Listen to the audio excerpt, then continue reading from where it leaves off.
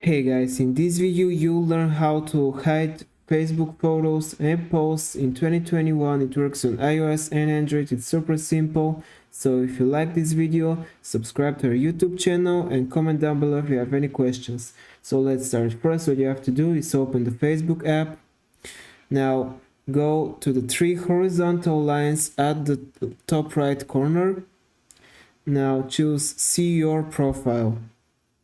Now if you scroll down a bit, you will see Photos. Click on Photos and go to your Uploads, Photos of you or Albums. Now click the photo you want to make private.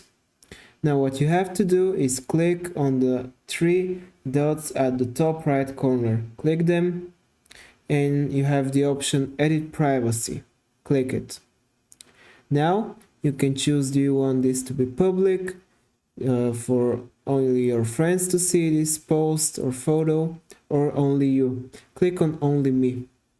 And now when you go back, you'll be the only person that will be able to see this photo. If this video helped you out, give it a like and don't forget to subscribe to our YouTube channel.